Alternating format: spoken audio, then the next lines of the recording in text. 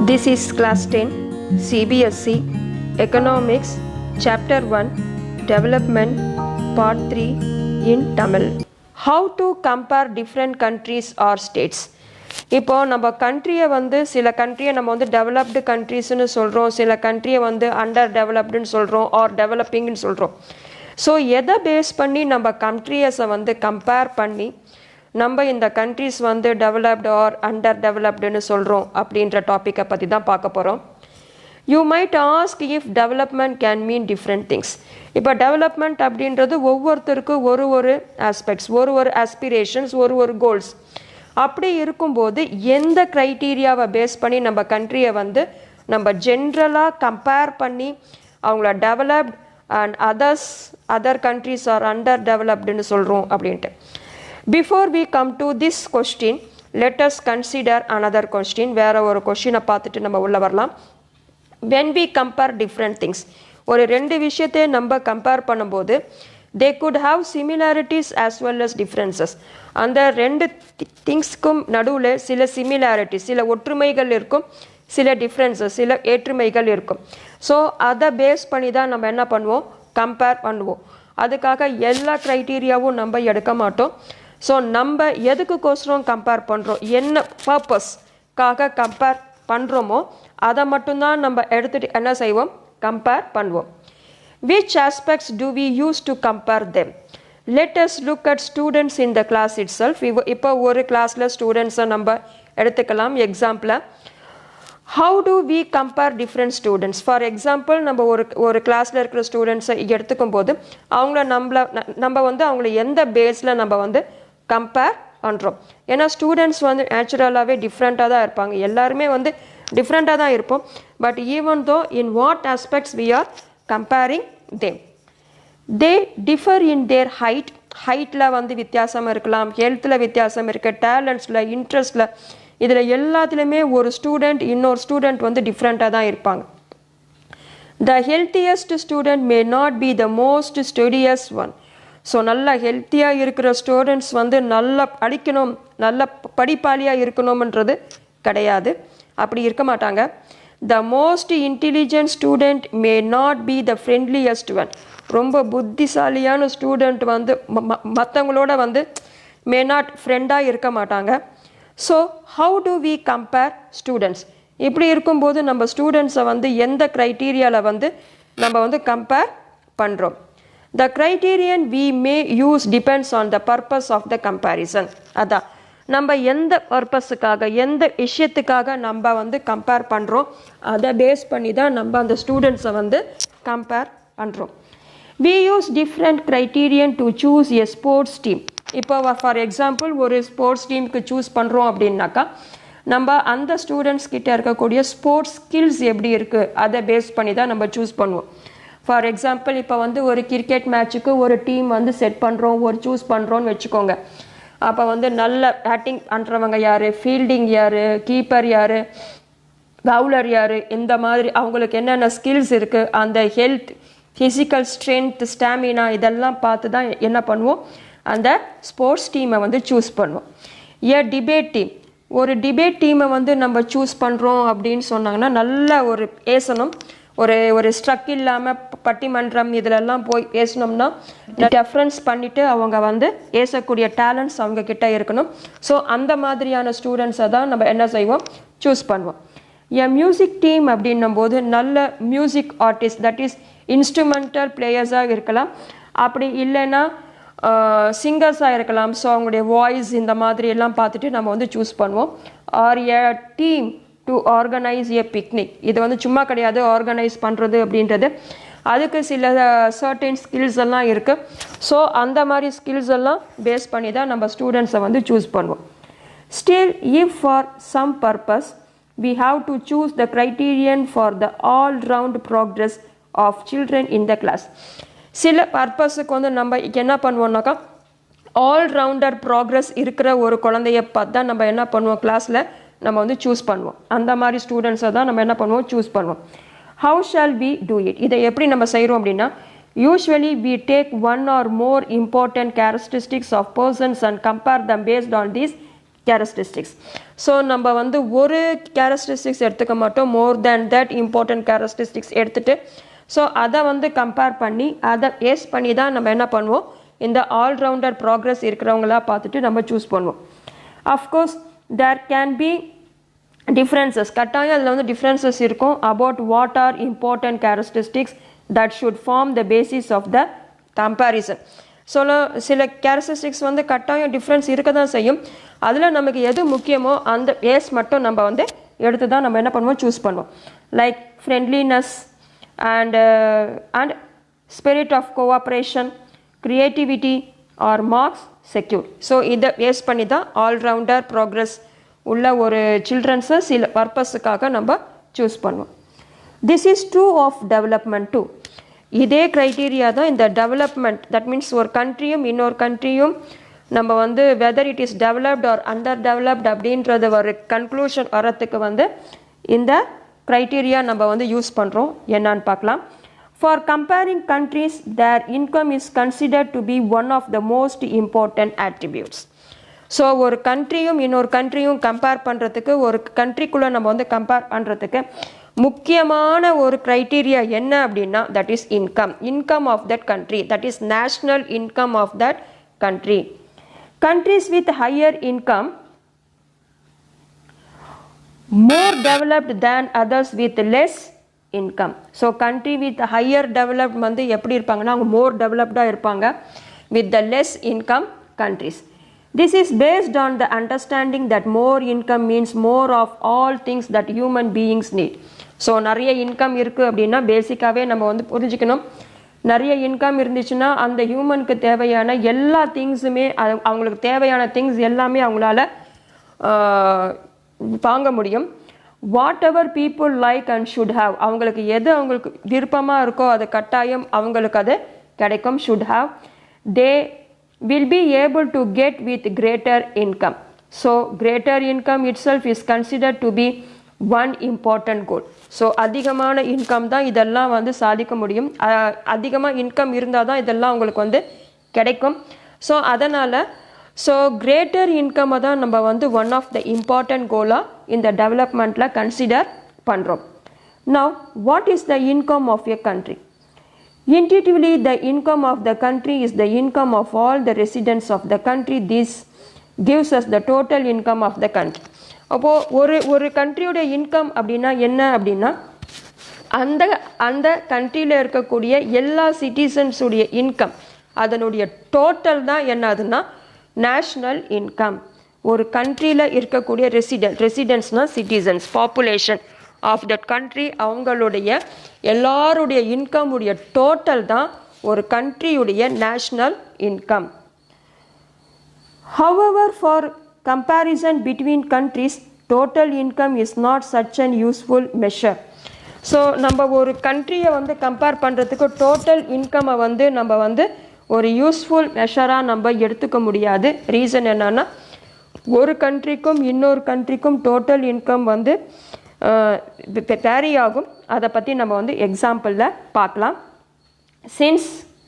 Since countries have different populations, comparing total income will not tell us what an average person is likely to earn. So அந்த total இன்கம்மை வச்சுக்கிட்டே நம்ம வந்து ஒரு country வந்து டெவலப்டா under டெவலப்டான்னு சொல்ல முடியாது. ரீசன் என்னன்னா அந்த கண்ட்ரிக்குள்ளே இருக்கக்கூடிய ஈச் அண்ட் எவ்ரி பர்சன் எவ்வளவு ஏர்ன் பண்ணுறாங்கன்னு நமக்கு தெரிஞ்சாதான் அது வந்து டெவலப்டா இல்லையான்னு நம்மளால் சொல்ல முடியும். Are people in one country better off than others in a different country. Hence we compare the average income, which is the total income of the country divided by its total population. ஒரு கண்ட்ரியுடைய average income otherwise per capita income ரெண்டும் ஒன்று தான். இதை நம்ம எப்படி வந்து calculation செய்கிறோம் அப்படின்னா total income of the country, ஒரு கண்ட்ரியோட total income divided by total population of that country. So we are getting that per capita income. For example இப்போ நம்ம வந்து ஒரு கண்ட்ரி ஏ எடுத்துக்கலாம், ஒரு கண்ட்ரி பி எடுத்துக்கலாம். இந்த கண்ட்ரியில் வந்து கண்ட்ரி ஏல வந்து டோட்டல் பாப்புலேஷன் வந்து 100 அப்படின்னு வச்சுக்கலாம். இது வந்து எக்ஸாம்பிள் தான். கண்ட்ரி பியில் வந்து டோட்டல் பாப்புலேஷன் வந்து 25ன்னு வச்சுக்கலாம். ஸோ கண்ட்ரி ஏ உடைய நேஷ்னல் இன்கம், அதாவது டோட்டல் இன்கம் வந்து 1000 ருபீஸ்ன்னு வச்சுக்கலாம். தென் கண்ட்ரி பி உடைய நேஷ்னல் இன்கம் வந்து 500 ருபீஸ்ன்னு வச்சுக்கலாம். இப்போ நம்ம வந்து கம்பேர் பண்ணுறோம். இப்போ கண்ட்ரி ஏவும் கண்ட்ரி பியும் அக்கார்டிங் டு த நேஷ்னல் இன்கம்மை பேஸ் பண்ணி கம்பேர் பண்ணும்போது என்ன ஆகுது, கண்ட்ரி ஏல வந்து 1000 ருபீஸ் இருக்குது, கண்ட்ரி பியில் வந்து 500 ருபீஸ் இருக்குது நேஷ்னல் இன்கம். அப்போ நம்ம என்ன சொல்லுவோம், கண்ட்ரி ஏ தான் வந்து developed than the country B அப்படின்னு சொல்லி. ஆனால் இது வந்து கரெக்டான க்ரைட்டீரியா கிடையாது. ரீசன் என்னன்னா, கண்ட்ரி ஏல வந்து 100 வந்து இருக்காங்க பாப்புலேஷன், இங்கே வந்து கண்ட்ரி பியில் வந்து 25 தான் இருக்காங்க பாப்புலேஷன். ஸோ அதனால் நம்ம என்ன பண்ணுறோன்னா, இந்த ப்ராப்ளமை சால்வ் பண்ணுறதுக்கு we compare the average income. இப்போ ஆவரேஜ் இன்கம் இல்லைன்னா பர் கேபிட்டா இன்கம், பிசிஐன்னு சொல்லுவோம், பர் கேபிட்டா இன்கம் அப்படின்னா அதை வந்து தனிப்பட்ட பர்சனுடைய வருமானம் இன்கம். அப்படின்னா இதை எப்படி வந்து கால்குலேஷன் பண்ணுவாங்கன்னா, total income of the country, அதான் நேஷ்னல் இன்கம் சொல்கிறோம் இல்லையா, total income of the country divided by the total population of the country.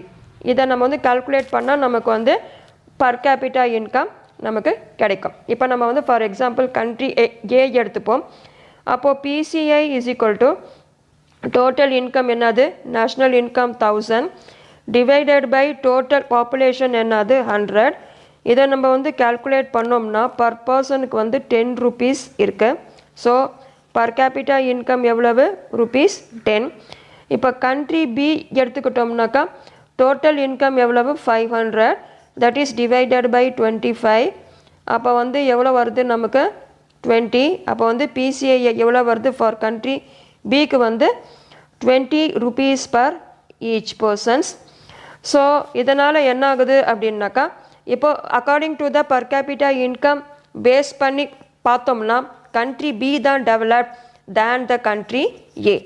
So national இன்கம்மை மட்டும் பேஸ் பண்ணி நம்ம வந்து க்ரைட்டீரியா எடுக்கக்கூடாது, which is developed and which is underdeveloped. We have to calculate the average income to solve these limitations. Okay. In World Development Reports brought out by the World Bank, in the World Development Reports in the World Bank தான் வந்து கொண்டு வராங்க. This criterion is used in classifying countries. இவங்க சில criteria வச்சுருக்காங்க, அந்த criteria base பண்ணி கண்ட்ரீஸை வந்து கிளாஸிஃபை பண்ணுறாங்க. இவங்க வச்சிருக்கிற பேஸ் என்ன அப்படின்னா per capita income per annum. Countries with per capita income of US dollar 12,056 per annum and above in 2017 are called rich countries. அதாவது இந்த வேர்ல்டு பேங்க் என்ன சொல்கிறாங்கன்னா, இந்த US dollar 12,056 per person, that is the per capita income per annum, and above that according to the 2017 இருந்துச்சுன்னா அந்த கண்ட்ரியை வந்து rich countries அப்படின்னு சொல்கிறாங்க. US dollar 955 or less than that அவங்களைய லோ இன்கம் கண்ட்ரீஸ் அப்படின்னு சொல்கிறோம். India comes in the category of low middle income countries. ஏன் அப்படின்னா இந்தியாவுடைய பர் கேபிட்டா இன்கம் யூஎஸ் டாலரில் 1820 பர் ஆனம். ஸோ ஒரு வருஷத்துக்கு யூஎஸ் டாலரில் பர் கேபிட்டா இன்கம் 1820 தான். ஸோ இது வந்து இன் எட்டிவீன், அதாவது வந்து ரிச் கண்ட்ரி இருக்காங்க இல்லையா, 12,056 per annum and less that is low income countries that is 955 US dollar.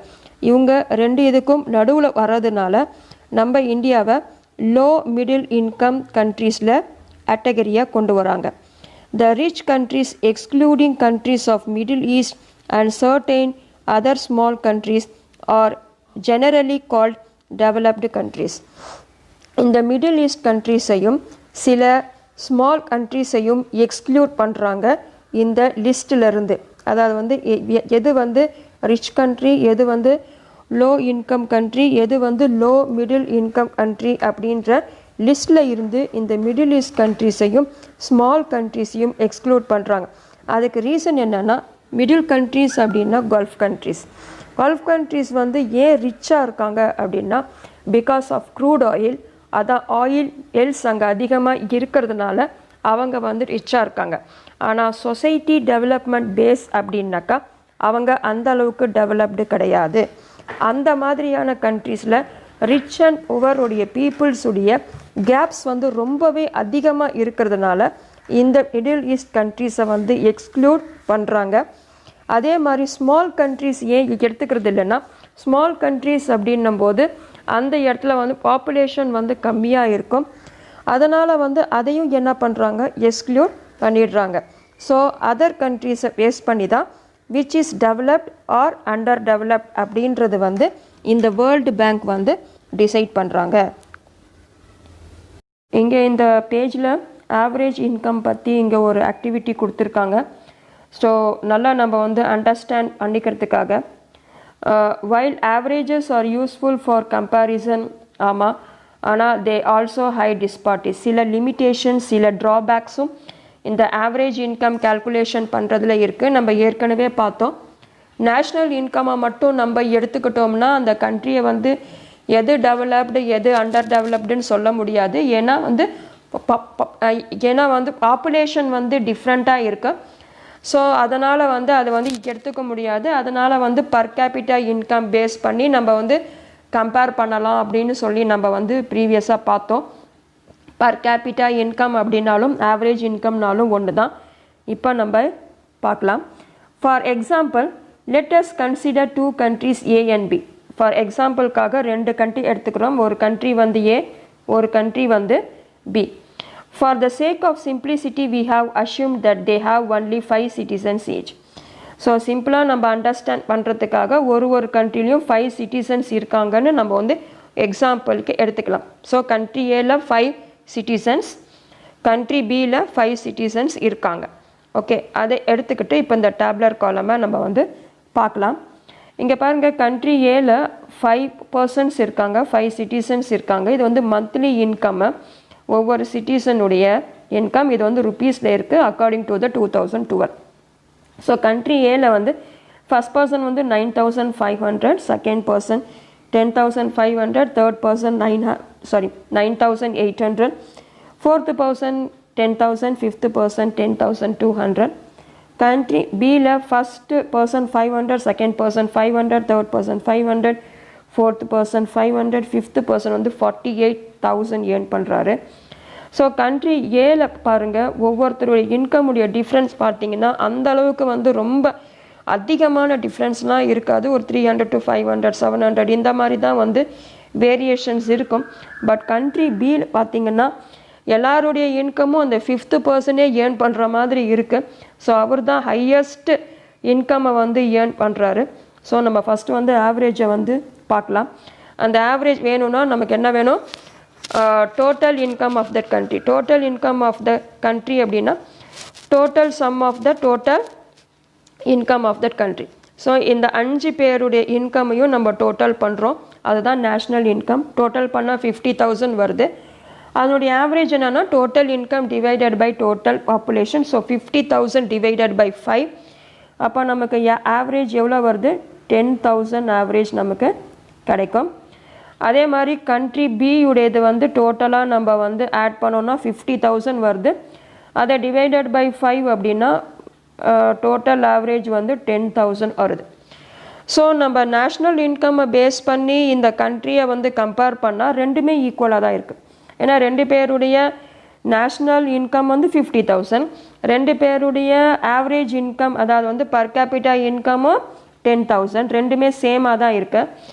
So இதை பேஸ் பண்ணி எப்படி யார் டெவலப்டு யார் அண்டர் டெவலப்டுன்னு சொல்லுறது அப்படின்னா, ஸோ இதை மட்டும் நம்ம க்ரைட்டீரியா எடுத்துக்கிட்டோம்னாக்கா இதுலேயும் சர்டைன் லிமிட்டேஷன்ஸ் இருக்குது அப்படின்றதுக்காக தான் இந்த எக்ஸாம்பிள். அப்போது சரி, நம்ம எதை வந்து டெவலப்டுன்னு சொல்லலாம் அப்படின்னாக்கா ஆப்வியஸ்லி கண்ட்ரி ஏவை தான் சொல்லலாம்.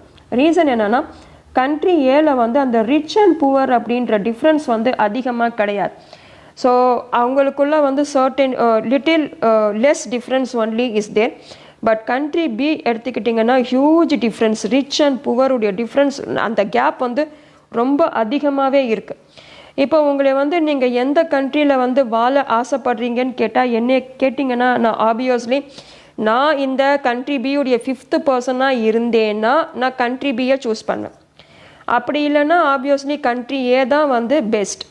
ஏன்னா இந்த கண்ட்ரியில் தான் வந்து எல்லாரும் அந்த இன்கம் வந்துட்டு என்ன இருக்குது ஈக்குவட்டபுளாக வந்து டிஸ்ட்ரிபியூட் ஆகிருக்கு. இந்த இடத்துல வந்து அந்த ரிச் அண்ட் புவருடைய டிஃப்ரென்ஸ் வந்து அவ்வளோவா இல்லை. இன்னும் சொல்ல போனால் இல்லைன்னே சொல்லலாம். லைட் டிஃப்ரென்ஸ் தான் இருக்குது அவங்களுடைய இன்கமில். பட் கண்ட்ரி பியில் தான் வந்து அந்த ரிச் அண்ட் புவருடைய டிஃப்ரென்ஸ் வந்து ரொம்ப அதிகமாக இருக்குது. Will you be equally happy to live in both these countries or both equally developed? Perhaps some of us may like to live in country B. சில பேர் வந்து country Bயில் வந்து வாழ விரும்பலாம். If we are assured of being its 5th citizen, அதான் 5th citizenன்னா நம்ம இருந்தோம்னா lottery அடிச்சிச்சுன்னா நம்ம country Bயில் வாழலாம். Otherwise majority will prefer to live in country A. Even though both the countries have identical average income. So ரெண்டு பேருக்குமே average income சேமாக இருக்குது. அதுவும் இல்லாமல் குட் ஆவரேஜ் இன்கம்மாக தான் இருக்குது பர் மந்த். பட் இருந்தாலும் இந்த கண்ட்ரி ஏவை தான் நம்ம என்ன பண்ணுறோம் ப்ரிஃபர் பண்ணுறோம். ரீசன் என்னென்னா இந்த இடத்துல தான் அந்த இன்கம் ஈக்குவட்டபிள் டிஸ்ட்ரிபியூஷனாக ஆகிருக்கு. மெஜாரிட்டி மோர் ஆர்லெஸ் ஈவனாக வந்து டிஸ்ட்ரிபியூட் ஆகிருக்கு. In this country people are neither very rich or nor extremely poor. So இந்த கண்ட்ரியில் தான் வந்து neither very rich or nor extremely poor peoples இருக்காங்க. அதாவது there is no difference between the rich and poor. On the other hand, most citizens in country B are poor. So majority இந்த force இருக்கிறது 5 சிட்டிசன்ஸில் 4 பேருமே புவராக இருக்காங்க. ஒருத்தர் மட்டும்தான் என்னவாக இருக்கார் ரிச்சாக இருக்கார். Hence while average income is useful for comparison, இந்த ஆவரேஜ் இன்கம் அதாவது வந்து பர் கேபிட்டா இன்கம் வந்து கம்பேர் பண்ணுறதுக்கு யூஸ்ஃபுல் தான். ஆனால் it does not tell us how this income is distributed among people.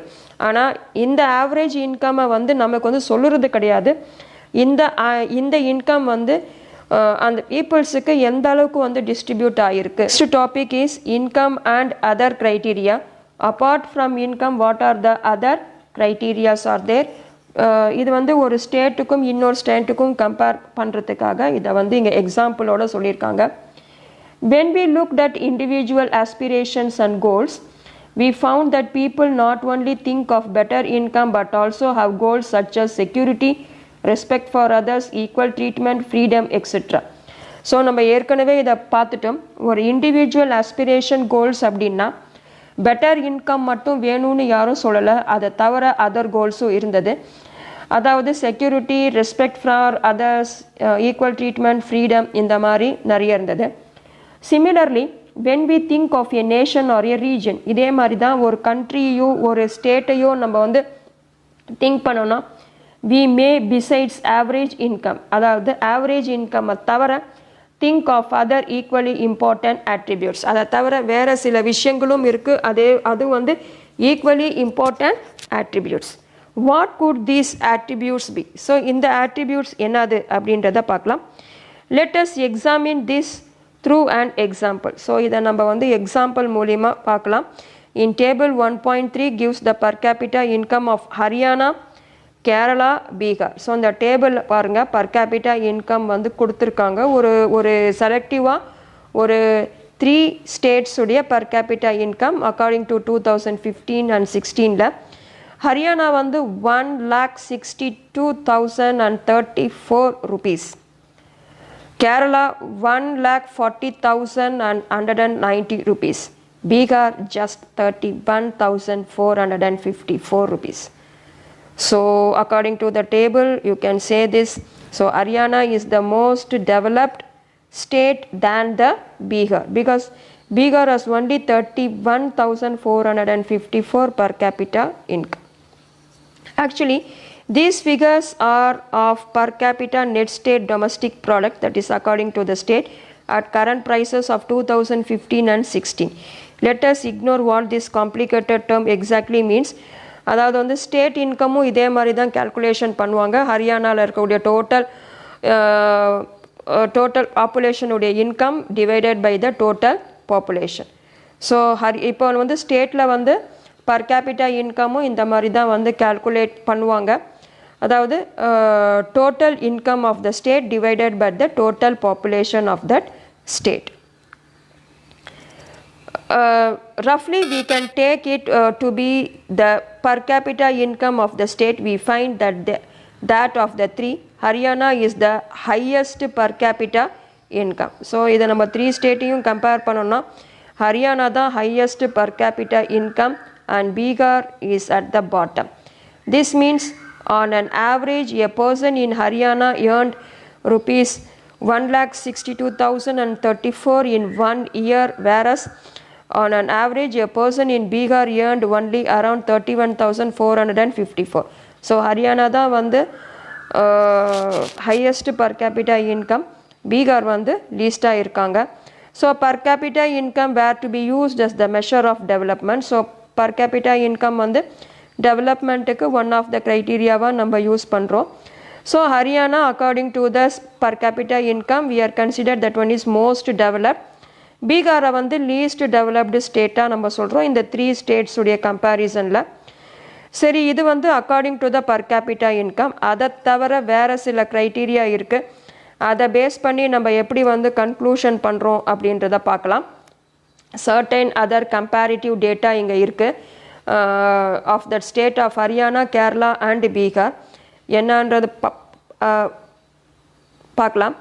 Infant mortality rate that is per 1000 live births according to the 2016, literacy rate in percentage according to 2011, net attendance ratio per 100% secondary stage age 14 and 15 years according to 2013 and 14.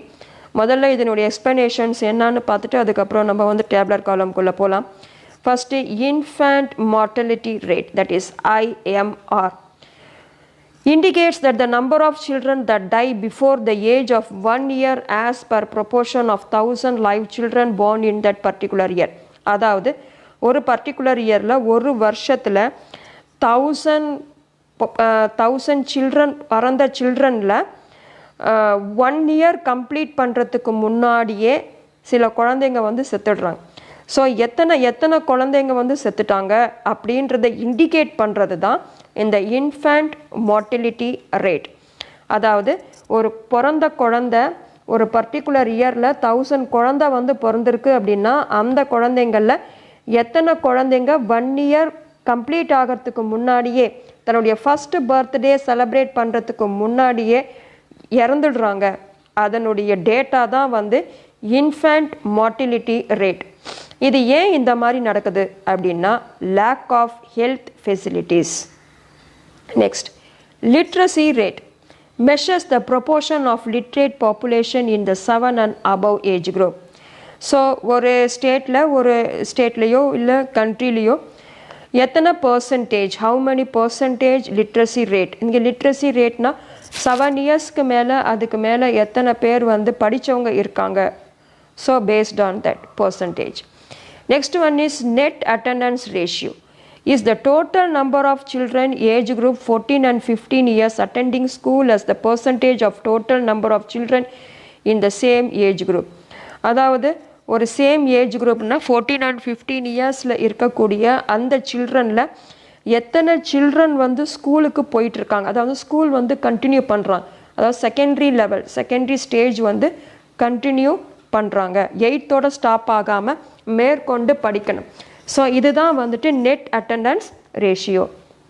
இப்போ ஹரியானாவில் infant mortality rate that is IMR வந்து 33, literacy rate வந்து 82%, net attendance ratio 61, Kerala 10, literacy rate 94 and net attendance ratio 83, பீகாரில் வந்து 38 infant mortality rate and literacy rate வந்து 62 and net attendance ratio is 43. So according to this table நமக்கு என்ன conclusion வருது, எது நம்ம வந்து டெவலப்டுன்னு சொல்லலாம் அப்படின்னா கேரளா.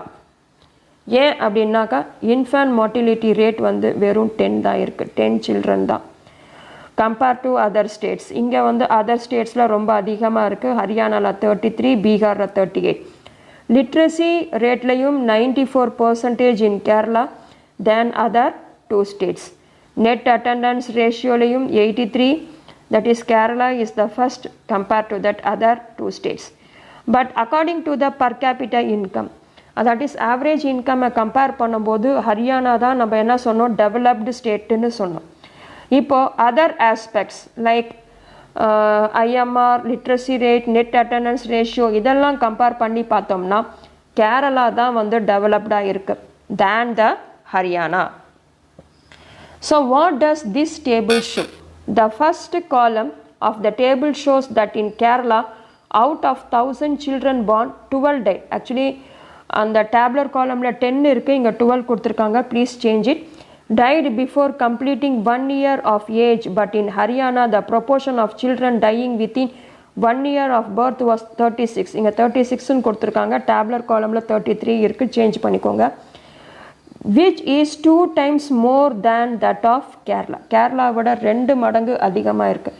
அப்போது அந்த இடத்துல பர் கேபிட்டா இன்கம் தான் ஹையாக இருக்கே தவிர மற்றபடி மெடிக்கல் ஃபெசிலிட்டிஸ்லாம் ரொம்பவே புவராக இருக்காங்க. Schooling, net attendance ratio, literacy rate இதிலெல்லாம் வந்து கேரளா விட டவுனாக தான் இருக்காங்க. On the other hand, the per capita income of Haryana is more than that of Kerala is shown in table 1.3.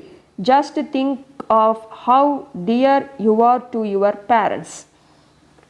Think of how everyone is so happy when a child is born. கொஞ்சம் யோசிச்சு பாருங்கள், நம்ம வந்து நம்மளுடைய பேரண்ட்ஸுக்கு எவ்வளவு டியராக இருப்போம், எவ்வளவு அன்பாக இருப்போம், நம்ம எவ்வளவு முக்கியமானவங்களாக இருப்போம். அதே போல் ஒரு குடும்பத்தில் ஒரு ஃபேமிலியில் ஒரு குழந்தை பிறந்துச்சுன்னா எவ்வளவு சந்தோஷமாக இருக்கும். Now try to think parents whose children die before they even celebrate their first birthday. So நம்ம வந்து திங்க் பண்ணி பார்க்கலாம். இந்த சில குழந்தைங்க ஃபஸ்ட்டு பர்த்டே செலிப்ரேஷன் பண்ணுறதுக்கு முன்னாடியே செத்து போயிட்டாங்கன்னா அந்த பேரண்ட்ஸுக்கெல்லாம் எப்படி இருக்கும்? How painful it must be to these parents. Next, note the year of which this data pertains. அதுவும் இல்லாமல் நெக்ஸ்ட்டு நீங்கள் வந்து நோட் பண்ணுங்கள், இது எந்த இயருடைய டேட்டா, இது latest year, that is it is 2016 தான். So we are not talking of old times. நம்ம வந்து பழைய காலம், அந்த காலத்தில் இப்படி இருந்துச்சு அப்படி இருந்துச்சுலாம் நம்ம சொல்லவே இல்லை.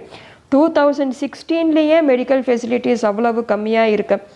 It is nearly 70 years after independence வாங்கிட்டு ஜஸ்ட் அதுவும் இல்லாமல் 70 years நம்ம வந்து செலிப்ரேட் பண்ணியாச்சு. பட் ஈவன் தோ மெடிக்கல் ஃபெசிலிட்டிஸில் லேக்கிங்கில் தான் இருக்கும், லிட்ரஸி லெவல்லையும் லேக்கிங்கில் தான் இருக்கும், ரொம்ப பின்தங்கி தான் இருக்கும்.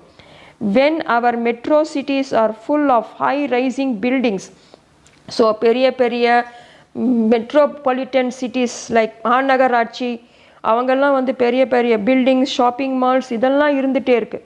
பட் ஈவன் தோ the problem does not end with infant mortality rate. So இந்த infant mortality rate உடைய ப்ராப்ளம் இன்னும் சால்வ் ஆகலை.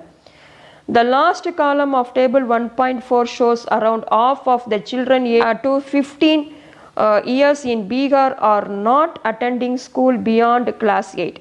ஸோ பீகார் பார்த்திங்கன்னா ரொம்ப லீஸ்ட் டெவலப்டாக இருக்குது. ஸோ கிளாஸ் 8க்கு மேலே அவங்க வந்து ஸ்கூலுக்கே வந்து half of the children வந்து ஸ்கூலுக்கே அவங்க போகிறதில்ல. So this means that if you went to school in Bihar nearly half of your elementary class would be missing. So நீங்கள் வந்து நெக்ஸ்ட் கிளாஸ் போனீங்கன்னா அதில் பாதி பேர் இருக்கவே மாட்டாங்க. ஸோ அந்த அளவுக்கு தான் அங்கே இருக்கக்கூடிய ஒரு நெட் அட்டண்டன்ஸ் ரேஷியோவுடைய க்ரைட்டீரியா இருக்குது. Those who could have been in school are not there. If this had happened to you, you would not be able to read what you are reading now. So இந்த விஷயம் இந்த 8th ஸ்டாண்டர்டுக்கு மேலே நம்ம 9th போகலை அப்படின்னா இப்போ நம்ம இதை படிச்சுட்ருக்கோம் இல்லையா, திஸ் இஸ் கிளாஸ் 10 படிச்சுட்ருக்கோம் இல்லையா, இதை நம்ம வந்து படிச்சுட்டு இருக்க முடியாது அப்படின்னு சொல்கிறாங்க. So not only the income for the develop, for other aspects also is there, that is IMR, net attendance ratio and literacy rate. So நம்ம next வீடியோவில் நம்ம next topic பற்றி பார்க்கலாம், that is public facilities. Until then, thank you.